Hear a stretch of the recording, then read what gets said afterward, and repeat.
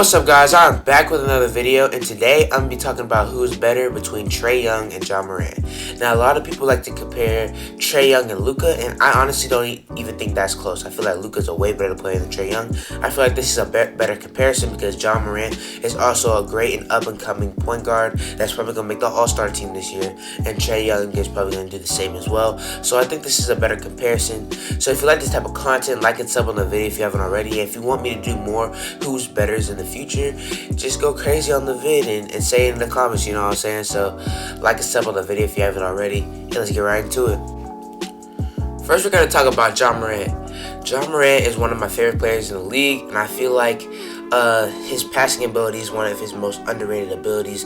First, to get started with that, and I feel like he uses his athleticism to set up his passing. And usually, a lot of athletic players just use their athleticism to get to the basket and score, but he uses it to set up his teammates so easily, and it's really exciting to watch. He can also get to the basket with ease like all the other insanely athletic point guards before him, but his passing ability is what kind of sets him apart at such a young age. That's what sets him apart from some of the other young athletic point guards like Rose, Westbrook, and others like that.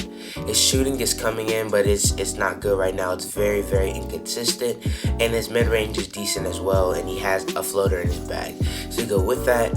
His defense, he plays decent team defense, but he does so much on the offensive end. I can't really blame him for not being a great defender, but I feel like when he gets more players around him and has a complete team, he can focus more on defense and can actually be a pretty good defender because of his athleticism.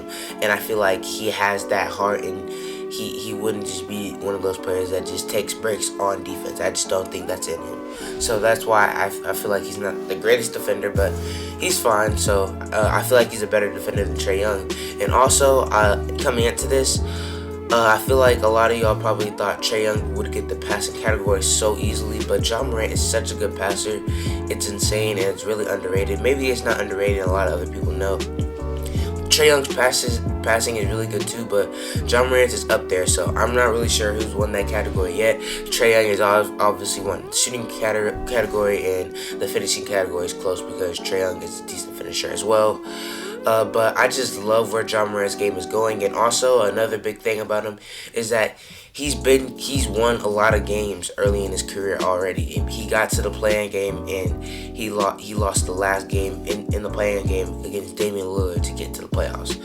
Trae Young wasn't even close to the playoffs last year, and now I think they're in the playoff picture again, but I wouldn't count that because they have barely played any games. They played way less games than a lot of other teams in the West because of health and safety protocols, so they're kind of getting like they're still up there, but they've only played 13 games compared to other teams 18 games. So that's why I wouldn't put too much stock in that, but I just like that he wins, and he's been able to win a lot early in his career. So that's one of the other things I like about Ja Morant more than Trae Young. Now let's talk about Trae Young.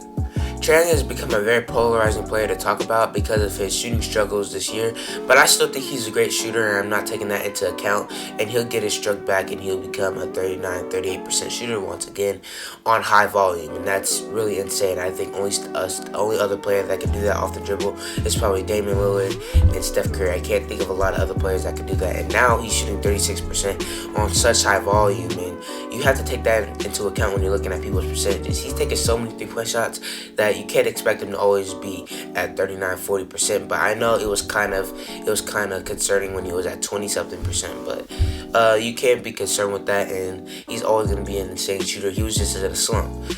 But regarding the rest of his game, he obviously won the shooting category, but regarding the rest of his game, I feel like I said in the last clip, that the Trae Young, Ja Morant passing category was going to be very close, because another reason why is I think Trae Young has better pieces around him that can finish better than some of the Grizzlies players. He has John Collins and Clint Capella as lob threats, and he has a couple shooters around him as well.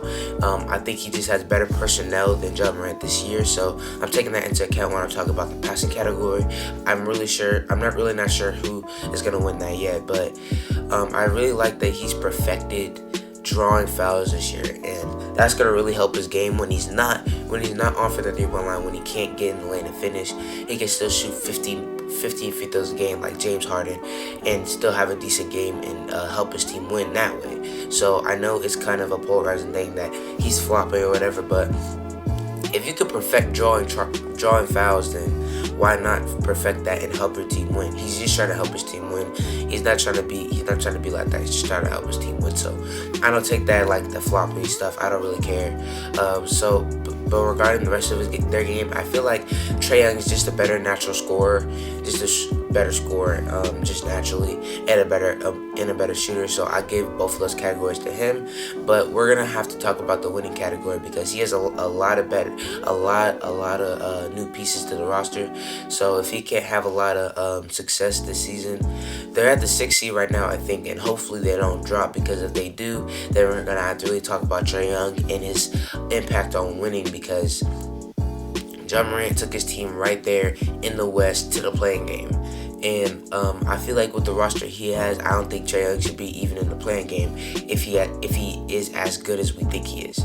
So that's why this season is really important for me with my evaluation with Trae Young. So this is how my category chart ended up.